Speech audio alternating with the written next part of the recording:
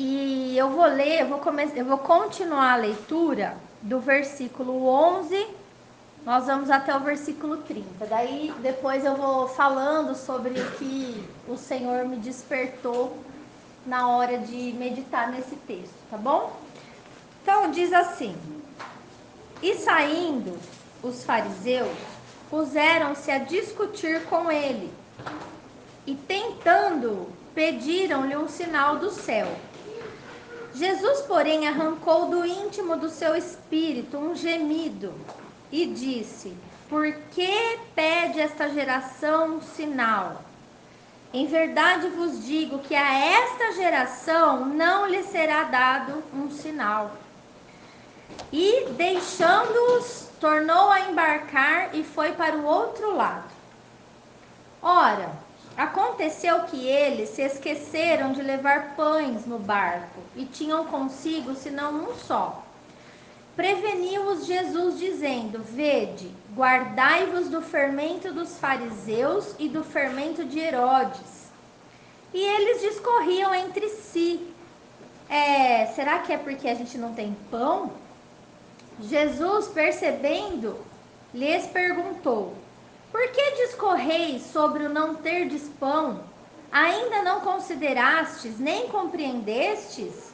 Tendes o coração endurecido? Tendo olhos não veem, e tendo ouvidos não ouvem? Não vos lembrais de quando eu parti os 5 pães para os 5.000? E quantos cestos cheios de pedaço recolhestes? Aí eles responderam: 12. E de quando eu parti os 7 pães para os 4.000? Quantos cestos cheios de pedaço vocês recolheram? Aí responderam: 7. Ao que lhes disse Jesus: Não compreendeis ainda? Então chegaram a Betsaida e lhe trouxeram um cego, rogando-lhe que o tocasse. Jesus, tomando o cego pela mão, levou-o para fora da aldeia. E aplicando-lhe saliva aos olhos e impondo-lhe as mãos, perguntou-lhe: Vês alguma coisa? Este, recobrando a vista, respondeu: Vejo os homens, porque como árvores os vejo andando.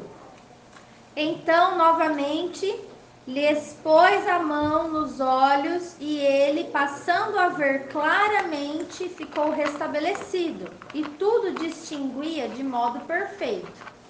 E mandou Jesus embora para casa, recomendando-lhe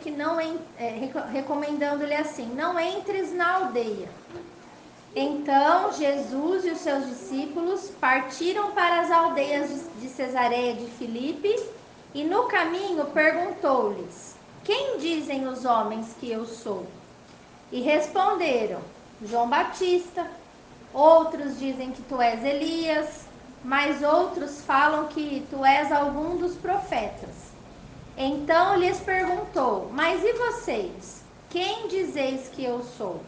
Respondendo Pedro, lhe disse: Tu és o Cristo. Advertiu-os Jesus de que a ninguém dissessem tal coisa a seu respeito. Então, só até aí que a gente vai ler. Nesse pequeno trecho, o Marcos, ele traz um relato de muitas coisas, né? Jesus foi para cá, foi para lá, falou com os discípulos, depois curou um cego. Então, se a gente lê assim, batidão, não dá para entender nada, né? Assim, é difícil a gente tirar do texto aquilo que ele quer trazer para nós essa noite. Por isso que a gente precisa aprender a meditar no texto.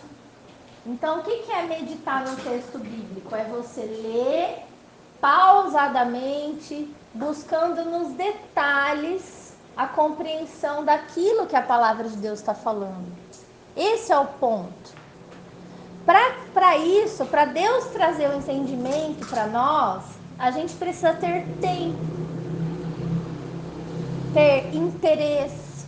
Não é uma leitura rápida que a gente faz assim em 5 minutos, igual eu fiz. A gente precisa sentar com tempo, com vontade e fazer a leitura e ruminar e meditar nessa leitura para procurar entender por quê.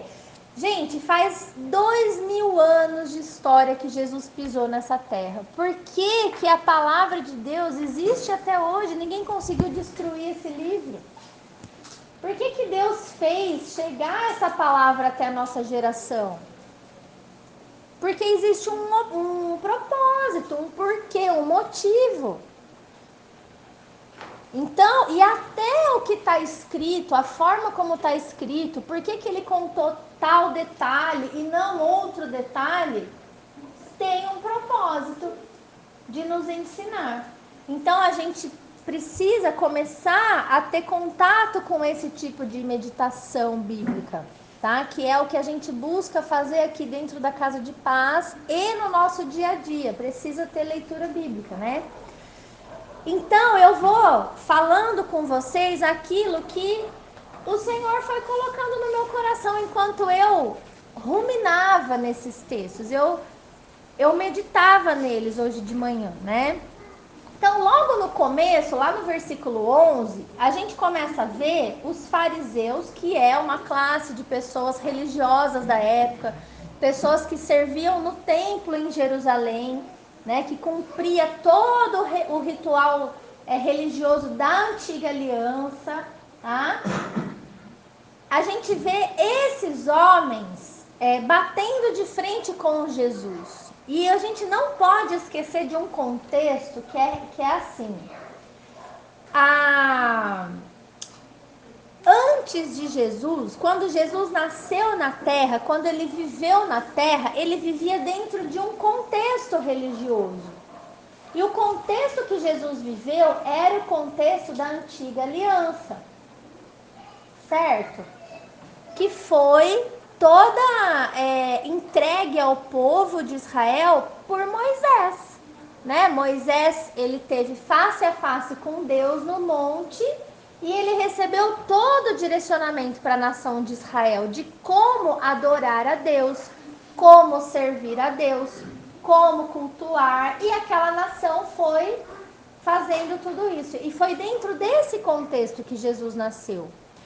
Só que mesmo no contexto da antiga aliança, Deus, ele levantava homens que tinham relacionamento com ele e que se tornavam profetas. Por quê? Porque Deus falava com o profeta e o profeta falava com o povo. E não só falava, como escrevia. Por isso que no Antigo Testamento existem os profetas. Profeta Isaías, Miqueias, Jonas, Daniel. Eram homens que ouviam a mensagem do Senhor e transmitiam à nação.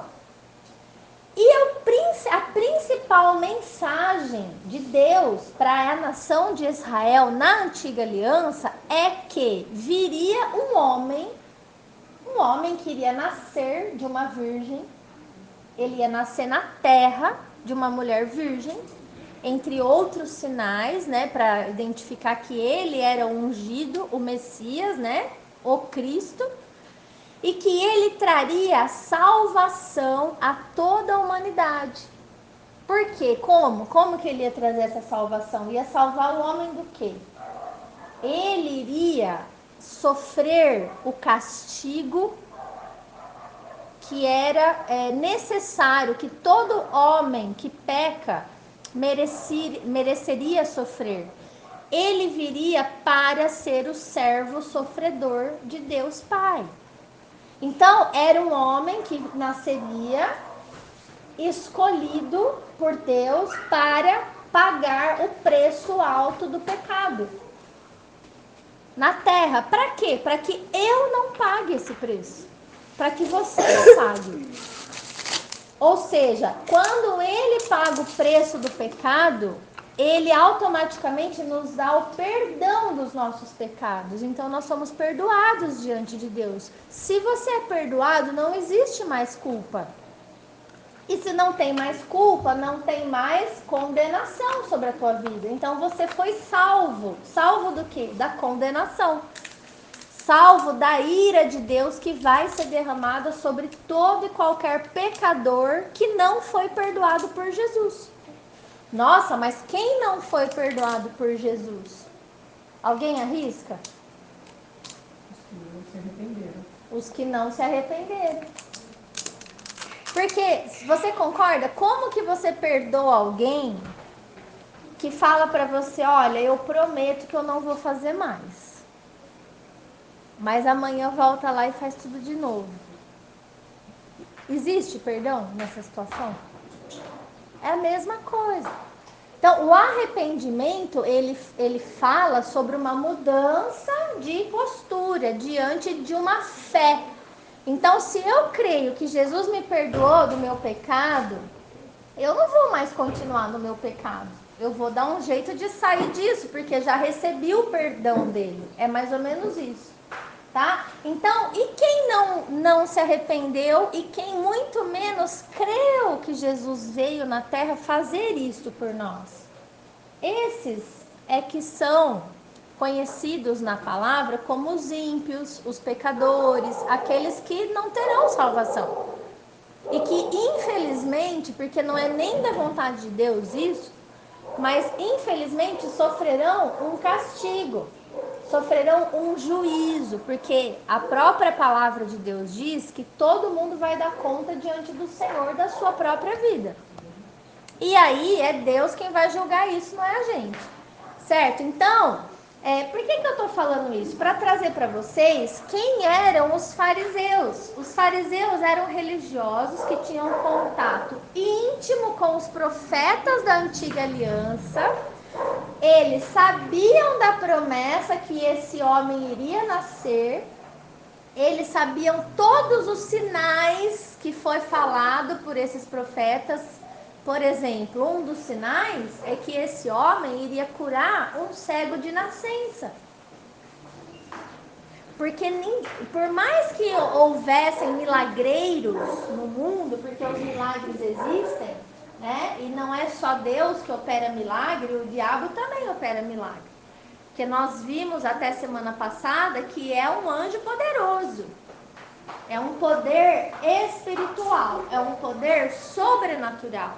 Se isso não fosse verdade, quem faz pacto com o diabo para ficar rico, não ia ficar rico. Mas não é isso que a gente vê. A gente vê que os pactos funcionam.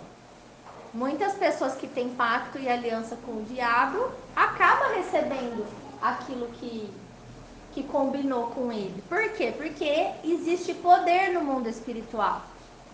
Então, os milagres, os milagreiros, eles existem. Agora, curar um cego de nascença, os profetas já tinham dito que só o Messias faria isso. Era um sinal, não é um milagre, é um sinal de que aquele homem era o Salvador do mundo. Outro sinal, ressuscitar um morto de 4 dias, que foi o que ele fez com Lázaro. Outro sinal. Outro sinal que Deus falou diretamente para João Batista: quando você for batizar um homem e você ver descer sobre ele o Espírito Santo como pomba, esse é o meu filho.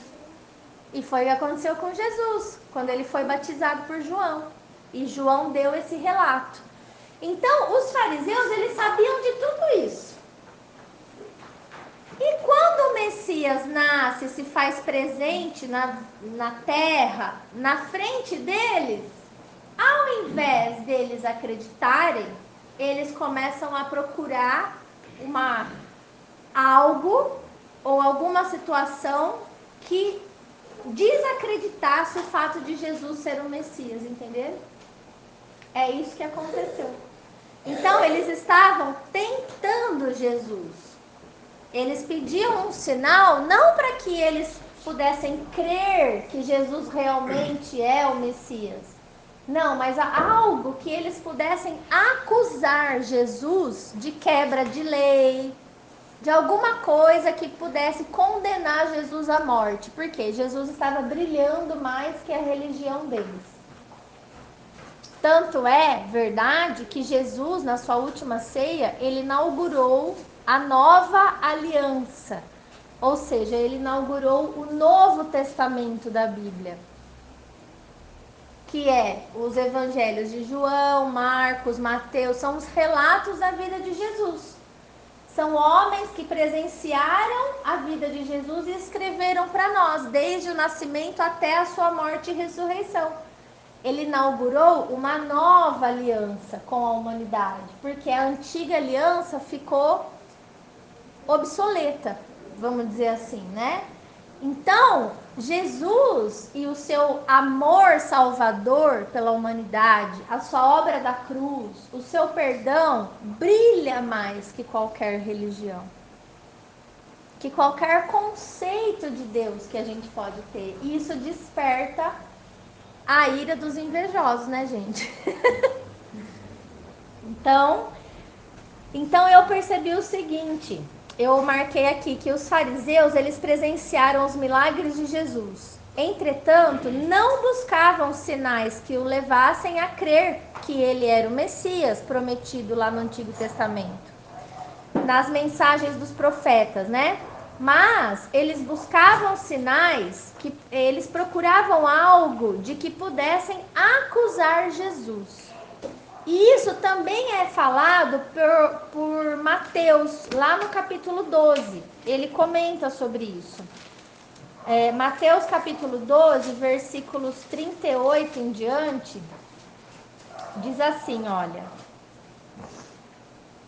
Então, alguns escribas e fariseus replicaram: Mestre, queremos ver da tua parte algum sinal.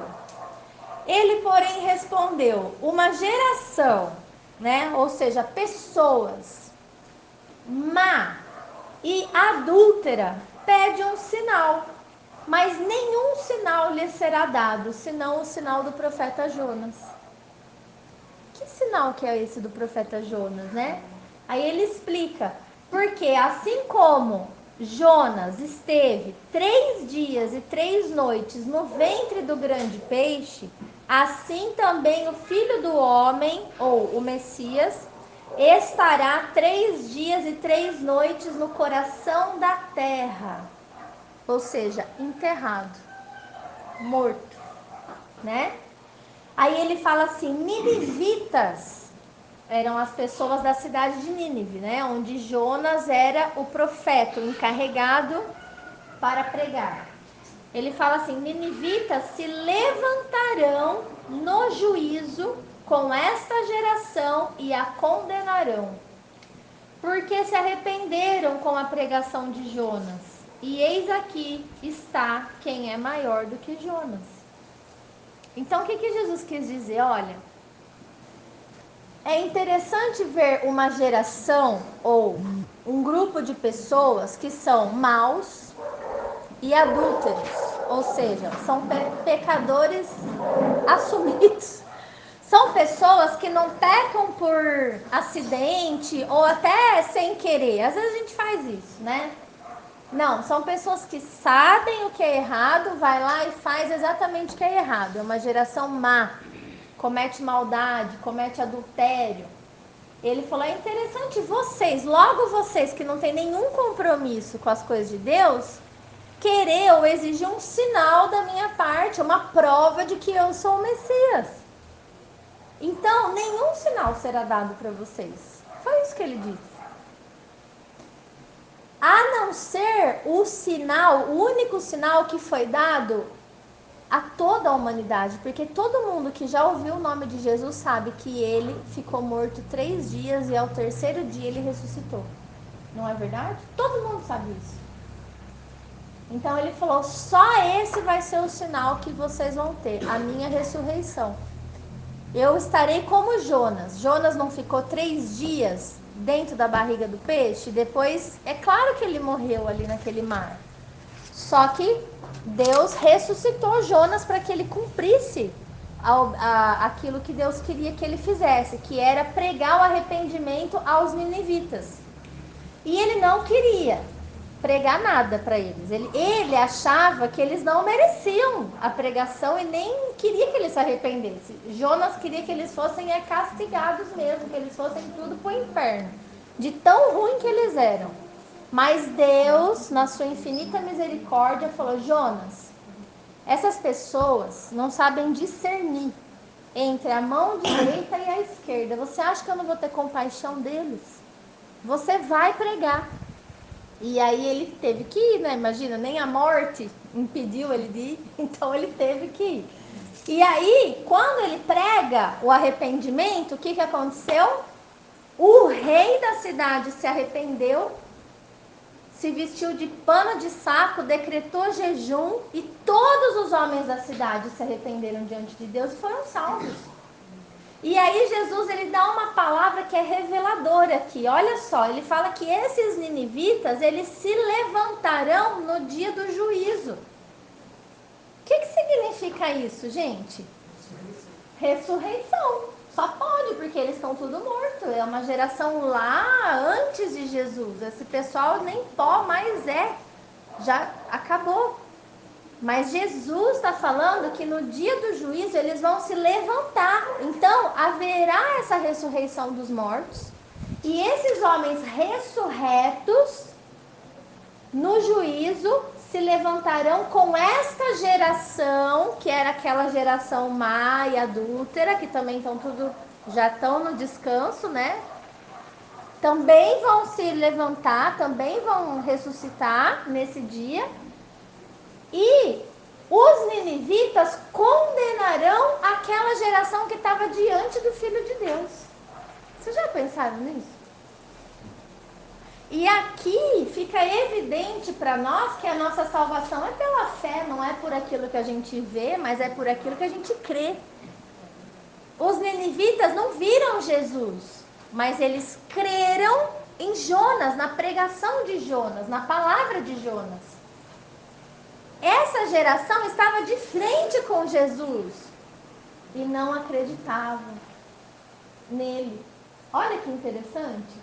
E Jesus falando, aqueles lá que não me viram, vão condenar vocês que me viram no dia do juízo. Olha isso, é forte, né? E derruba as teorias de espiritismo, reencarnação, essas coisas, outras vidas, né? Derruba. Aí ele explica por que eles vão condenar vocês. Porque eles se arrependeram com a pregação de Jonas. E eis aqui quem é maior do que Jonas. E vocês não se arrependem, vocês não mudam, vocês continuam maus e adúlteros. É isso que Jesus falou para eles lá naquele contexto. Então, eu quis trazer esse relato de Mateus para fazer um casamento com o relato de Marcos. Marcos falou a mesma coisa, ó. Um pouquinho mais para frente, ele fala, olha, que a esta geração nenhum sinal será dado, e deixando-os, tornou a embarcar e foi para o outro lado do rio. Ele foi embora. Ele deixou aquele pessoal ali, né? E aí eu anotei assim, uma geração, pessoas que são escravas do pecado e não se comprometeram verdadeiramente com a santificação proposta por Jesus, estão mais preocupados com as bênçãos que ele pode lhes dar para satisfazer os seus desejos egoístas, né? Do que em ter ou em alcançar um nível de relacionamento sincero e permanente com a pessoa desse Deus Salvador. Essas pessoas que estavam provando Jesus, eles queriam ver milagres. Ah, então faz um milagre aí, se você é o Filho de Deus. Quantas pessoas, né, quando não estão doentes ou num desespero, resolvem fazer uma oração fina e educada como essa, né? Ah, então se você é Deus, resolve, faz alguma coisa por mim. Me cura. Se Deus existe, então me cura. Se Deus existe, então levanta aí o meu negócio que está falido. Muita gente faz isso. Existe isso, né? Então, eu vejo que ter relacionamento com Jesus é amar a Ele por quem Ele é. E não apenas por aquilo que Ele pode nos dar. Ele pode nos curar? Sim. Ele pode salvar o nosso casamento? Sim. Ele pode nos dar dinheiro? Pode. mas ele quer fazer isso? Não sei. E se ele não quiser? Quem ele é para você e para mim? Ele continua sendo Deus na sua vida? Ou ele perde a credibilidade? Ou é mais um motivo para você não ir naquela igreja chata? Ou naquele... Você entendeu? Ah, também não vou mais ler, também não... Minha vida tá ruim, as coisas não estão bem, não tá acontecendo... Entendeu? A gente tem que fazer essas reflexões, porque Jesus, ele continua sendo Deus, independente daquilo que ele planejou ou daquilo que ele quer fazer por nós, por cada um de nós, né? Aí eu separei, eu estava pensando também, quando eu lia esses textos, eu estava pensando sobre a importância da gente aprender ou querer se relacionar com Jesus por quem ele é. Ele é o Filho de Deus que está vivo. A diferença é que ele não está na terra. Ele subiu, ele está no céu, sentado à direita de Deus Pai. Mas ele está lá. E a palavra diz que um dia ele vai se levantar e vai descer nessa terra. E vai consertar as coisas daqui. Mas ninguém sabe esse dia. Tá pra vir já, né? Então, a gente queria muito, viu, Carlinhos? A gente queria muito. É verdade. Mas, olha só, enquanto isso não acontece, o que Jesus, através da sua palavra, propõe para nós, para nossa vida, propõe, né? Que façamos, o que ele espera de nós, o que Jesus quer de cada um de nós, né? Para que a gente possa dizer que realmente temos um relacionamento com ele. Aí está escrito lá em 1 Pedro, capítulo 1, versículo 13 em diante. Olha o que está escrito. Por isso, cingindo ou vestindo o vosso entendimento, sede sóbrios e esperai inteiramente na graça que vos está sendo trazida na revelação de Jesus Cristo. Esperem nessa graça. O que é graça? Graça é favor imerecido. É algo que Deus faz para nós sem que a gente mereça que ele faça. Então, por exemplo, o que ele fez para mim sem eu merecer? Ele me perdoou do meu pecado, porque eu não merecia o perdão. Quando eu sabia, comecei a saber algumas coisas que eu fazia que era pecado, eu não me arrependia na hora. Eu achava que Deus entendia, que estava tudo certo. Então, olha, veja se eu merecia esse perdão. Não. Eu tive que ser convencida ainda pelo Espírito Santo de que aquilo que o Senhor falava para mim era da parte dele e que eu precisava mesmo renunciar àquelas coisas. Isso levou um tempo na minha vida, levou um processo. Esse processo a gente conhece como um processo de santificação, que é um processo de separação de tudo aquilo que é pecado ou aquilo que não agrada a Deus. E ele continua explicando, ele fala assim, como que a gente vai esperar inteiramente nessa graça, né? Como filhos da obediência. Não vos amoldeis as paixões que vocês tinham anteriormente na vossa ignorância, quando vocês não conheciam a palavra.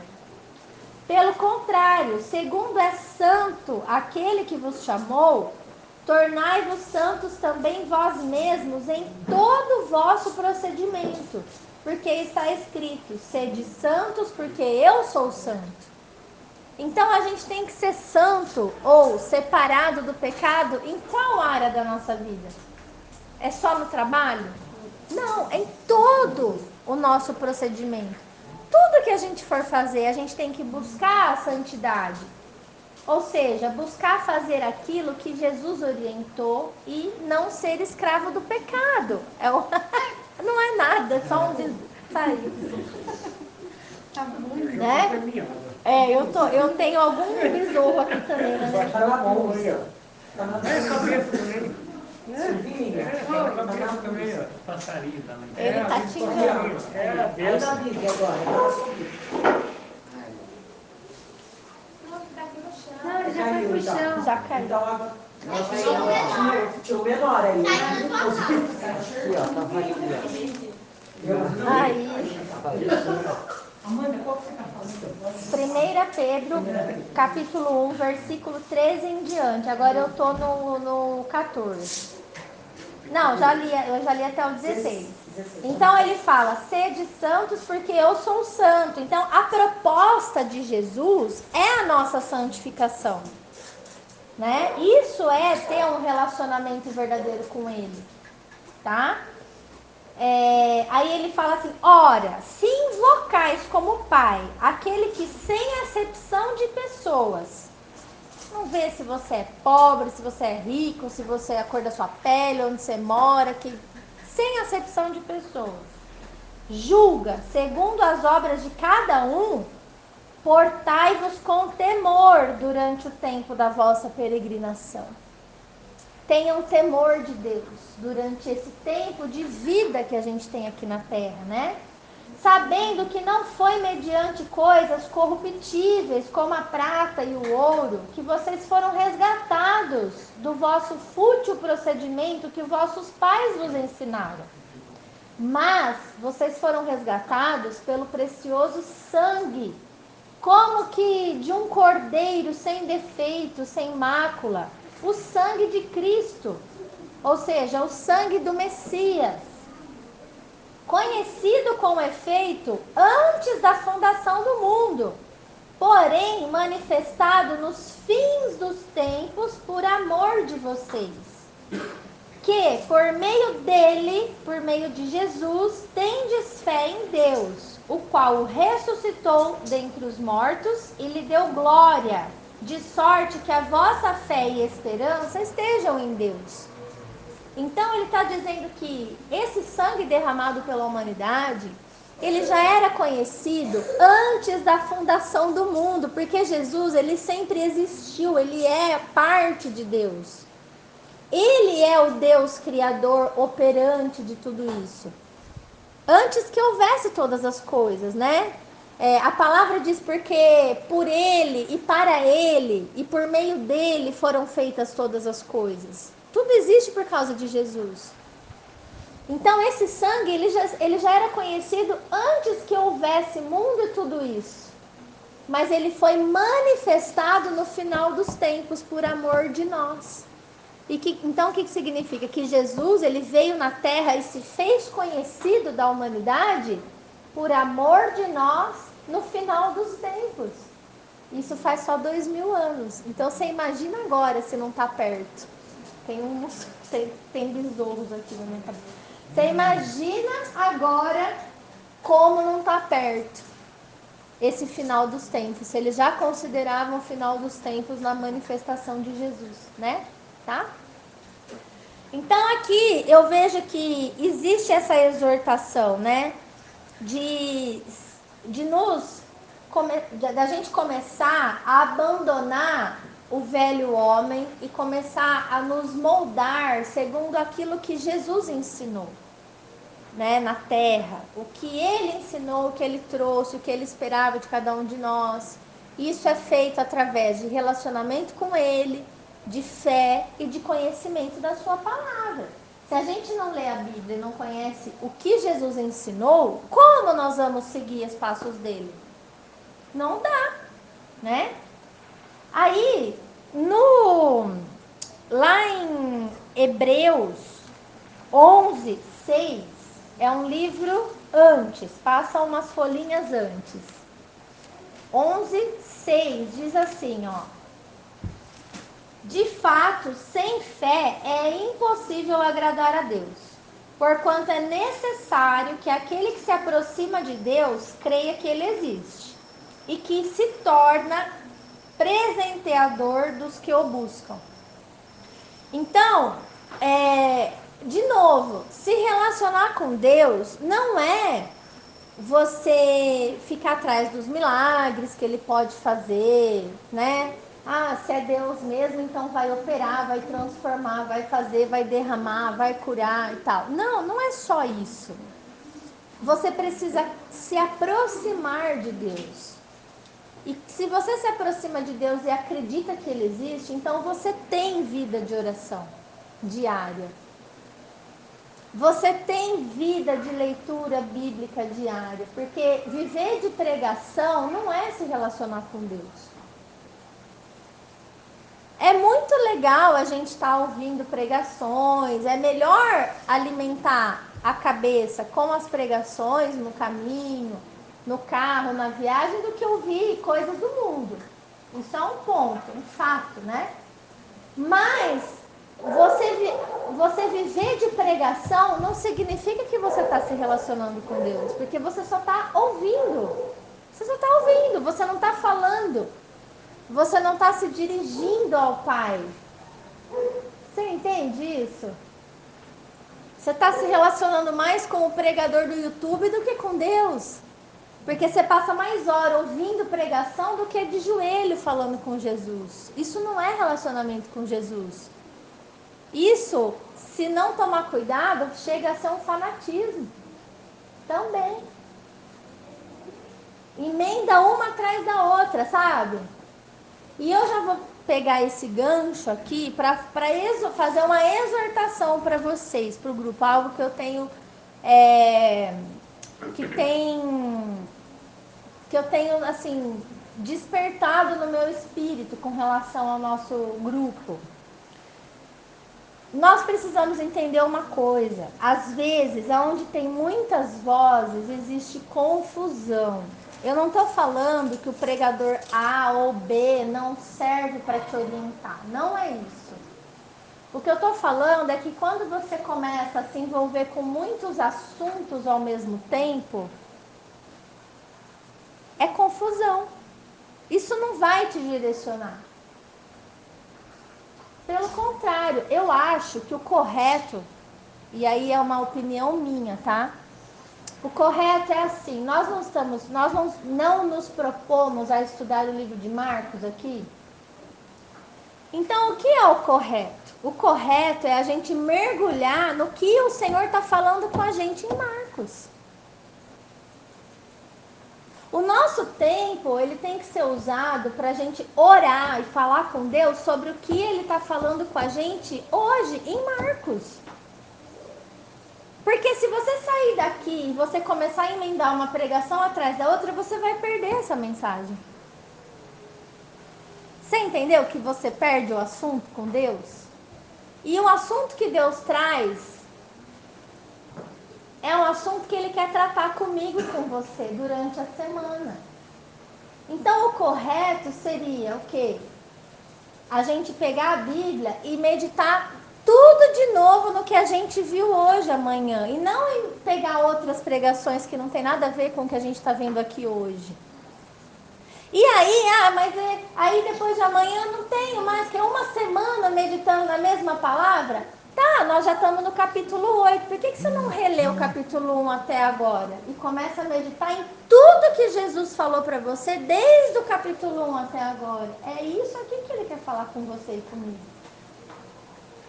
Ah, mas é mais fácil recorrer a todos os santos, não é? Eu acho.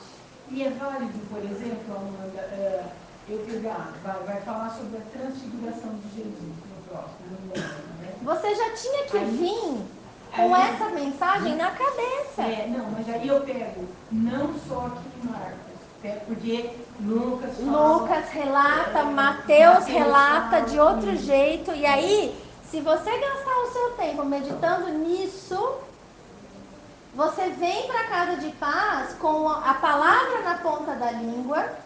E aí entra uma coisa que Deus quer fazer no meio da igreja, que chama edificação uns dos outros. Não sou só eu que tenho que falar aqui.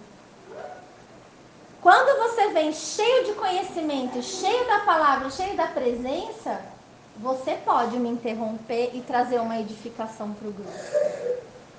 Agora, quando você vem vazio e cheio de confusão e de vozes na sua cabeça, você só me interrompe para me atrapalhar.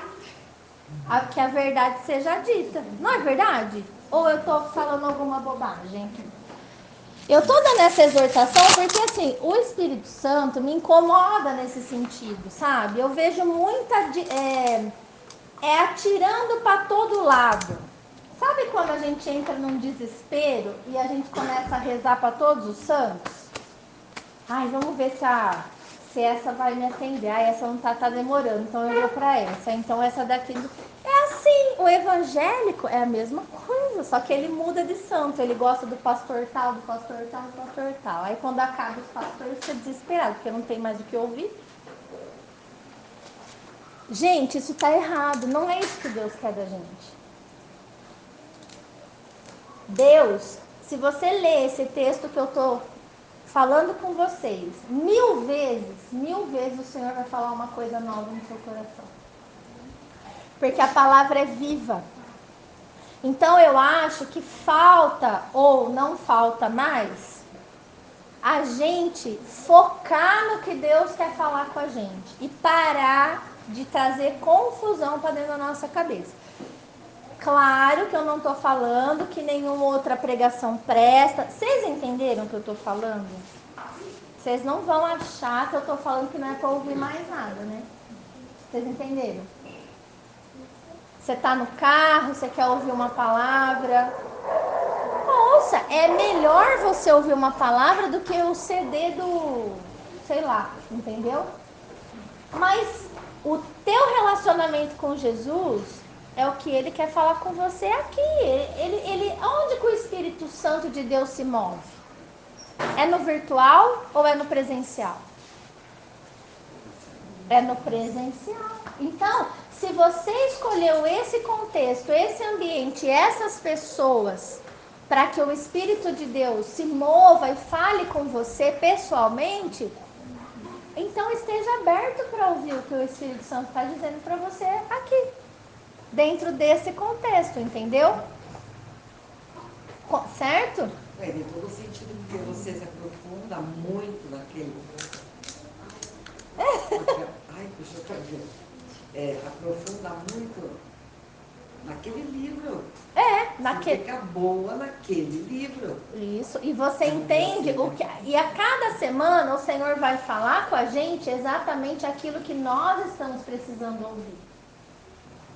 Entendeu? É isso que eu quero dizer. Bom, então, a gente precisa entender que a nossa aproximação de Deus é pela fé. A gente precisa acreditar que Ele existe, que Ele se move na nossa vida e que Ele é um presenteador da nossa vida. Ele se agrada e se alegra em nos presentear e nos abençoar. Então, não é... Às vezes Deus quer falar coisas para você, no seu particular, mas você nunca tem esse particular com Ele. Porque você está ocupado demais, ou você tem que ouvir outra pregação de mais 1h30, entendeu? Tá? É isso que eu estou querendo trazer aqui. Em Tiago, é um livro para frente de Hebreus. Tiago, capítulo 4, versículo 3.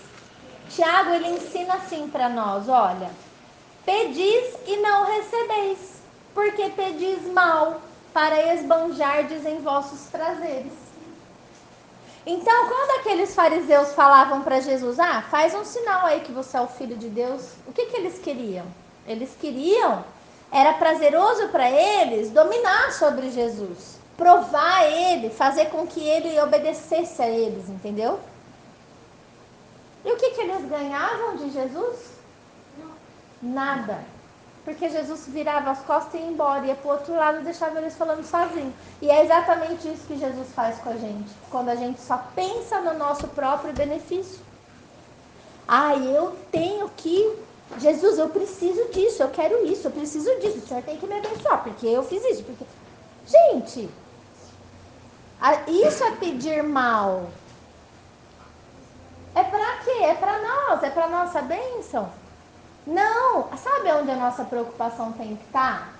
Nós precisamos entender que se a gente tiver um relacionamento verdadeiro com Deus, diário, constante, se a gente entrar nesse processo de santificação, Deus, ele vai abençoar tanto a nossa vida, sem a gente ter que ficar pedindo nada para ele, que além de abençoar a nossa vida, ainda ele vai usar a nossa vida para edificar outras pessoas. Porque Deus, ele olha para o coletivo, não para o individual. Ele não, quando ele pensa em abençoar a minha vida, ele está olhando para outras pessoas que vão olhar a minha vida e vão se inspirar na minha fé.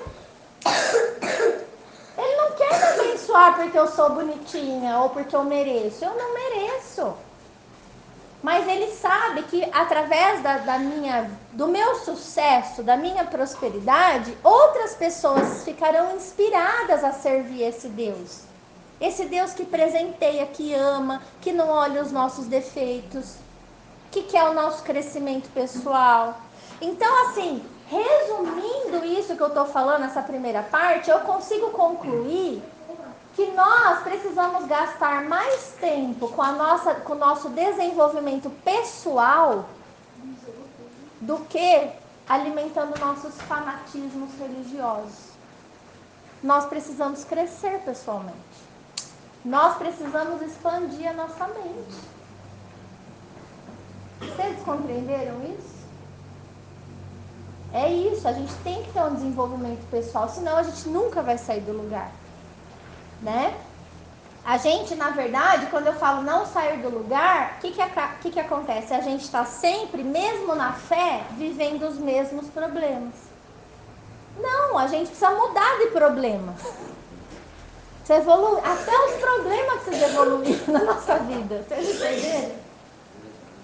Mas se a gente não expandir a mente, se a gente não trabalhar no nosso desenvolvimento pessoal, de melhorar quem nós somos, a forma como a gente se relaciona com o Deus e com o próximo, nós vamos viver sempre os mesmos problemas.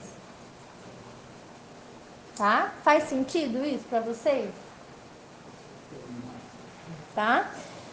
E aí, ele fala assim, no versículo 4 de Tiago ainda.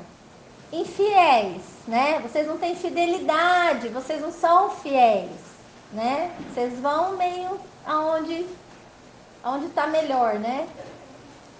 Não compreendeis que a amizade do mundo é inimiga de Deus? Aquele, pois, que quiser ser amigo do mundo, constitui-se inimigo de Deus. Então, aqui vem um outro ensinamento para nós. Ele está dizendo o quê?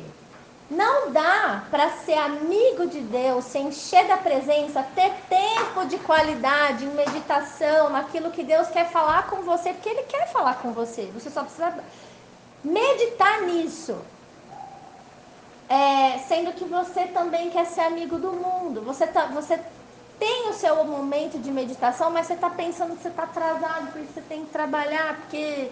Ai, tempo é dinheiro, né? Eu tô aqui lendo, não tô entendendo nada e tô perdendo meu tempo.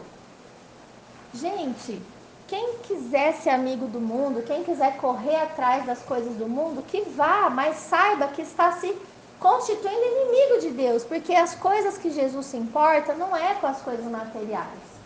Jesus, ele quer o nosso crescimento espiritual, pessoal e quer que a gente cresça na missão que Ele nos deu. Ele nos entregou uma missão, que é o que, gente?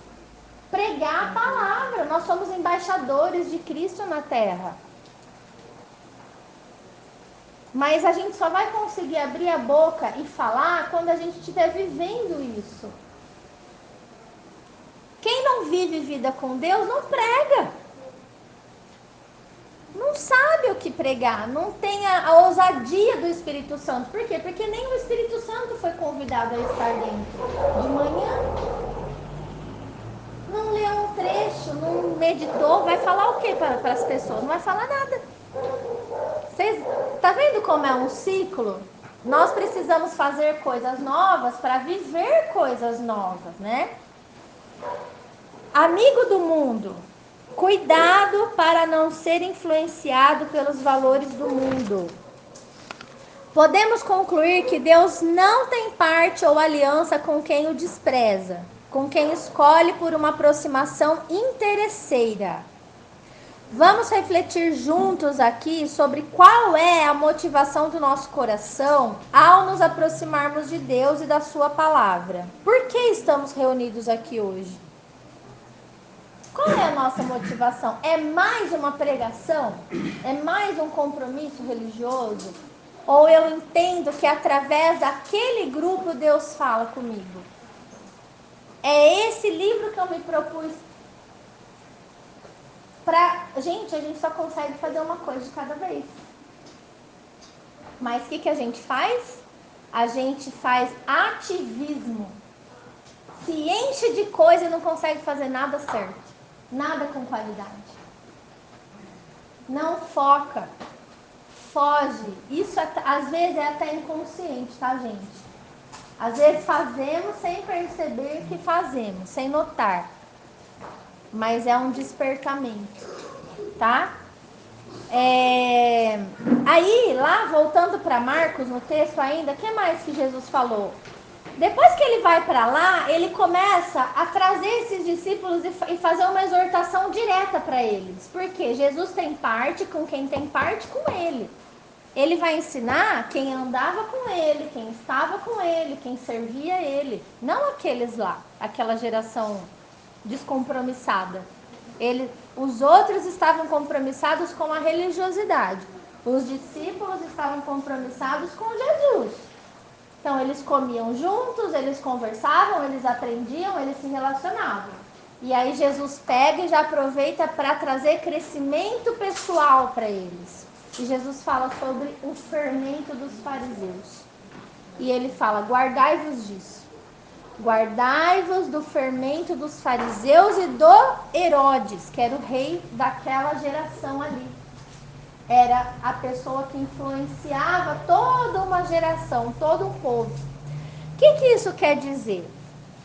Fermento é algo lançado que modifica ou transforma a massa, fazendo-a crescer. Então, se a gente trocar, a gente vai entender. Algo lançado. O que pode ser lançado, que transforma, que modifica o nosso estado, por exemplo? Palavras. Exemplos. A gente lança os exemplos, né? A gente semeia os exemplos para as pessoas. E isso pode modificar tudo, né? E faz crescer, toma forma, cresce na vida do outro, cresce na vida da gente. A massa somos nós, como que um barro moldado pelas mãos do oleiro, né? Pelos ensinamentos do oleiro, que é Deus. Nós somos essa massa, tá?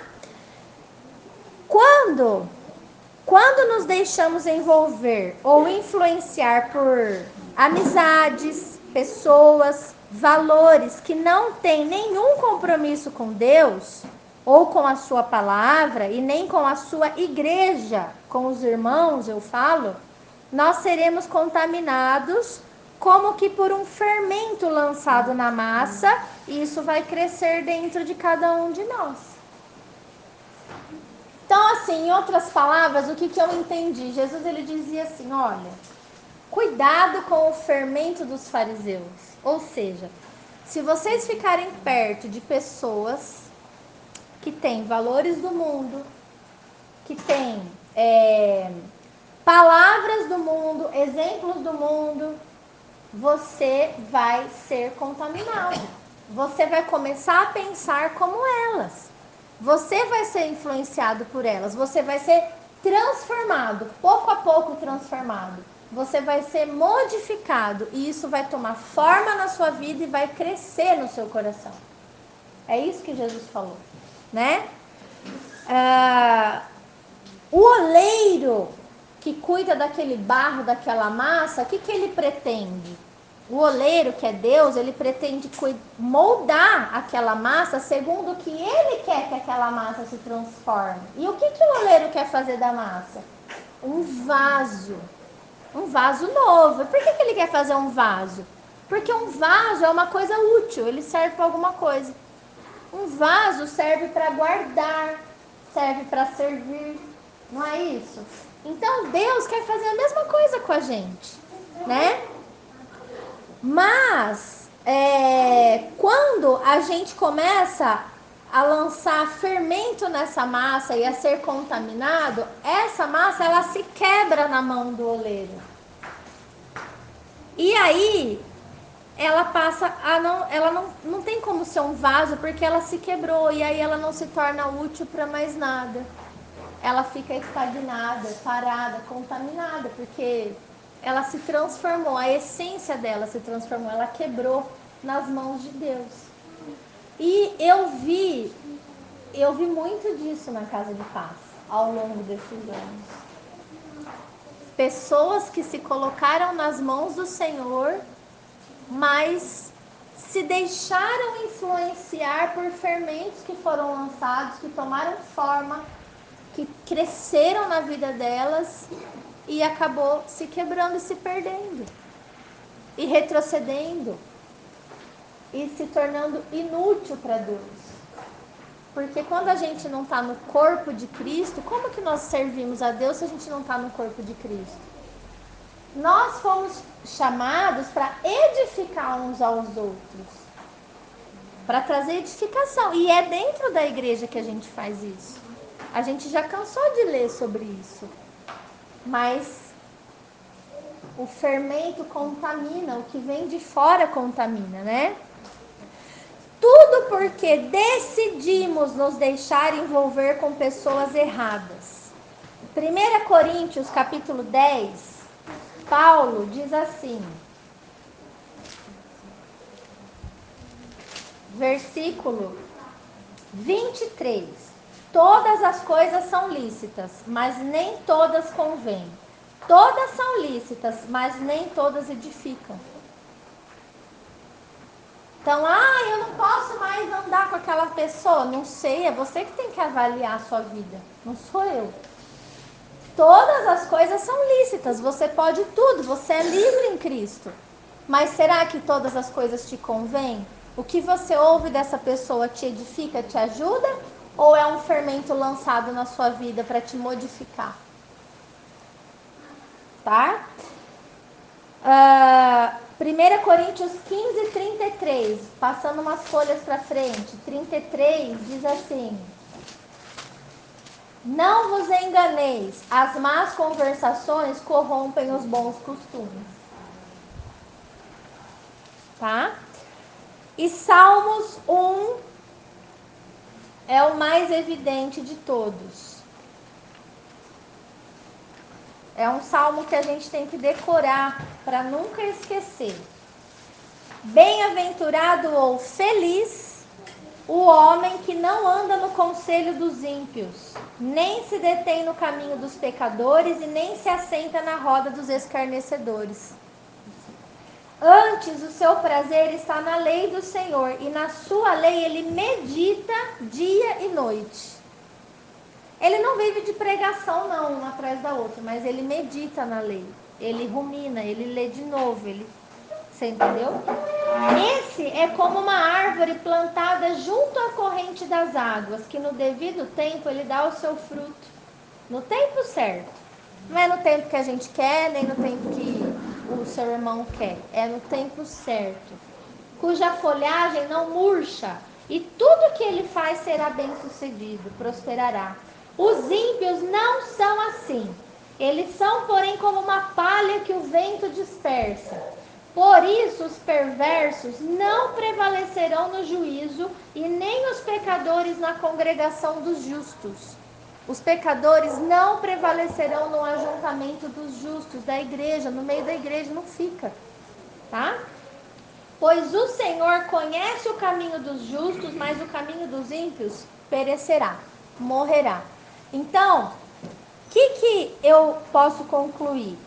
Que Jesus estava falando assim para eles, olha, guardai-vos. Então, nós concluímos que cabe a nós esse cuidado.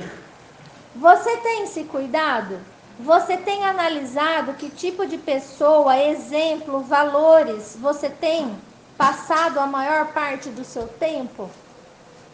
E aí tem uma coisa interessante para nós. Existe um escritor americano, um estudioso, que trouxe uma teoria moderna, que diz assim, olha, Segundo a teoria do escritor americano Jim Rohn, nós somos a média das 5 pessoas com quem passamos mais tempo. Nós somos a média das 5 pessoas que nós passamos mais tempo. Eu quero que você pense agora no seu WhatsApp e você procure lembrar quem são os 5 contatos que você mais se relaciona, passa mais tempo, mais conversa, mais se abre. Quem são? Analisa. Ou seja, o meio em que vivemos inevitavelmente influencia as nossas ações, nossos pensamentos, os nossos sentimentos.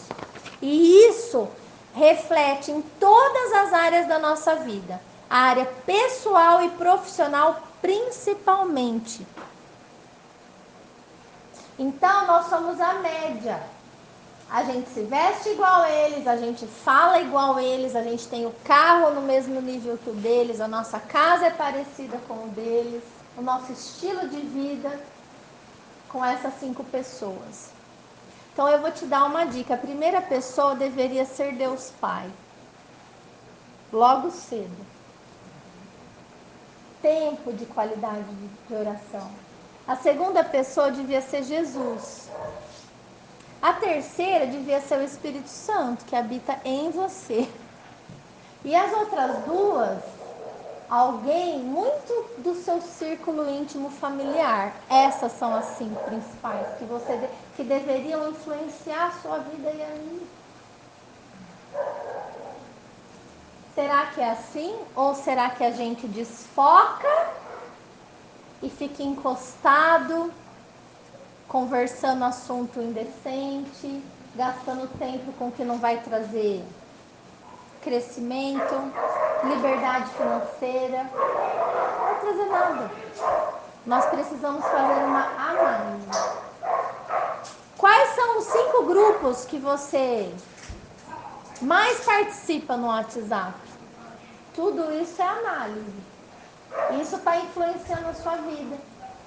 E sabe qual vai ser o final? Se não for a igreja, se não for valores de Deus, você está se constituindo inimigo de Deus. E o destino de um inimigo de Deus não será na congregação dos justos. É questão de tempo para a gente assistir o que a gente vem assistindo ao longo de 10 anos. Pessoas chegando e pessoas saindo. Pessoas chegando e pessoas saindo. Nós não somos diferentes. Nós somos humanos. Nós precisamos ter atitudes diferentes. Posicionamento e decisão. É isso que Jesus queria deles. Se vocês ficarem ouvindo os fariseus e Herodes, a liderança do contexto de vocês, o que vai acontecer com vocês? Vocês vão se perder. Vocês não vão guardar a fé. E não vão me seguir. É isso que Jesus disse, tá? Logo em seguida a esse ensinamento, ele fala, vocês não compreendem ainda o que eu quero dizer? Eu quero um crescimento de vocês. E aí ele vai e alguém traz um cego para ele. E o que ele faz com esse cego? Ele tira o cego da aldeia, leva ele para fora. E vai curar ele lá fora dessa aldeia. Né? E aí ele cura o cego, mas o cego não ficou completamente bom, porque ele via pessoas como árvores. Então Jesus ele vai e faz de novo, até que ficasse perfeito. Por quê? Ele queria que o cego passasse a ver claramente. O que Deus quer fazer na nossa vida é um crescimento grande a ponto da gente ver claramente o que Ele quer da gente. E a gente só vai conseguir isso se a gente estiver em contato com Ele. Quando a gente passa a ver claramente, nós ficamos restabelecidos. E aí a gente consegue distinguir as coisas de modo perfeito. Se você gastar tempo com Jesus, quando você encostar lá com aquele seu amigo que não te acrescenta nada, em 1 minuto você vai discernir isso sozinho. Ninguém vai precisar te falar. Você vai falar, olha, até logo que eu tenho que fazer umas ligações. E vai embora. Isso é discernimento. Mas enquanto você não tem essa visão espiritual do que está acontecendo com a sua vida, você fica lá gastando o seu tempo naquilo, recebendo o fermento do fariseu na sua vida, né? Então, nós podemos ver aqui que Jesus não estava preocupado com as coisas naturais. O foco da mensagem dele era totalmente espiritual. Ele se preocupou com o nosso crescimento pessoal, com o nosso avanço rumo à eternidade. E aí, ele vai curar o cego, né? Ele dá a aldeia, por quê? Ele está tirando o cego daquele contexto de pessoas tóxicas daquela aldeia. Por quê? Como você sabe, Amanda? Porque depois que ele curou o cego, ele deu uma recomendação no versículo 26. Ele falou, não entres na aldeia, viu?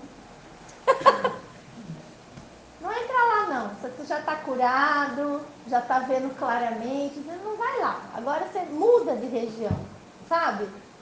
Abre a cabeça. Igual ele falou para Abraão, olha, Abraão, sai da tua terra e da tua parentela e vai para a terra que eu te mostrarei e lá você será abençoado. Sai daí. É mais ou menos isso que Jesus falou, ó, não entra na aldeia, tá? Então significa que a aldeia não era boa. Aí por que a aldeia não era boa? Alguém pegou na leitura aqui? Alguém sabe por que essas aldeias não eram muito boas?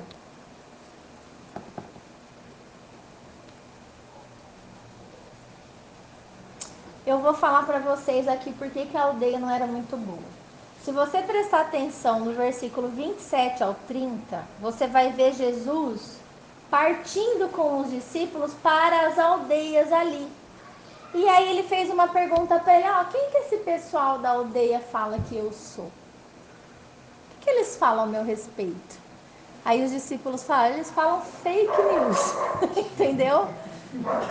Nessas aldeias só tem desinformação a seu respeito, Jesus. Um fala que você é João Batista, o outro fala que você é Elias reencarnado, outro fala que você é um dos profetas que voltou. Vocês percebem o que rolava na aldeia? Fake news, desinformação, mentira, especulação a respeito de quem é Deus. Mas eles não tinham a Bíblia, será? Eles não liam o Antigo Testamento, eles não sabiam? Sabiam, era tudo israelita. Mas eles tinham os seus próprios conceitos sobre quem era Jesus. Só que aí Jesus falou, mas e vocês? Quem vocês dizem que eu sou? Aí Pedro faz, não, você é o Cristo. Você é o Messias, você é o Filho de Deus, o homem salvador. Entendeu a diferença? Do que é você ficar num contexto que te tira da presença de Deus? Porque fala pra mim, como que você vai ter fé no Filho de Deus se você fica escutando lá na aldeia que ele é só o Elias que voltou, não é o Messias, é só o João Batista que ressuscitou, você entendeu? Não tem tanta importância assim. Como que você vai ter fé num Jesus desse? Que não é o teu salvador, que não é o teu perdoador, que não te leva a ter uma vida de santificação. Você não vai ter, entendeu? Então, aí a pergunta final que eu quero trazer para vocês é: que aldeias que você faz parte ultimamente? E aí a gente pode pensar nos grupos do WhatsApp, né? São como aldeias mesmo, que rola ali. O que você está ouvindo por aí? Você está iludido com política? Com situações contrárias à palavra de Deus? Porque você fica só nas aldeias que trazem desinformação, especulação, desespero e descrença no teu coração? Ou você está lendo a Bíblia entendendo que Deus vai cuidar de você? Independente do que acontece no mundo, porque no mundo só tem coisa ruim mesmo. Eu acho que a gente precisa se posicionar com relação a essas aldeias. Uma vez que Jesus cura a nossa vida e nos esclarece quem Ele é e o que Ele faz por nós, não tem mais lugar para desinformação, para fake news, para desespero, para especulação. Agora é só a verdade. mas aí eu não vou saber as coisas. Vai! Você vai saber um pouquinho das notícias e muito de Jesus. Não fica mais feliz o seu dia? O seu trabalho não é mais produtivo? É isso que Deus quer da gente. Deus quer tirar a gente dos ambientes tóxicos que a gente se envolve todo dia. E a gente se torna uma pessoa pesada, chata, desesperançosa, com os mesmos problemas, com as mesmas ladainhas. Isso enche o saco. Deus não quer isso da gente. Deus quer que nós sejamos um povo diferente. Nós temos que ser pessoas felizes, alegres, satisfeitas com aquilo que a gente já tem. E ainda ter a certeza que Deus vai suprir. Sabe, eu tenho vivido isso na minha vida de uma forma tão clara, de uma forma tão abençoada. E eu quero tentar passar um pouco disso para vocês. Isso é o que Jesus falou para mim, lendo até o 30. Jesus, ele está interessado assim, não importa o que as pessoas falam nas aldeias. O que é para você? O que significa para você? E a resposta, vamos pensar, se for com relação à política, para mim, Amanda, isso sou eu, não é você, sou eu. Para mim é assim, Jesus nunca fez diferença na minha vida, porque no dia seguinte eu sempre tive que acordar cedo e fazer minhas coisas e trabalhar igual. E eu creio que o Senhor é quem me abençoa. Então, se o Senhor edificar a minha casa, como diz o Salmo 127, ela será edificada. Se o Senhor guardar a minha casa, ela será guardada. Agora, se o Senhor se retirar, pode ter o melhor presidente do mundo no Brasil.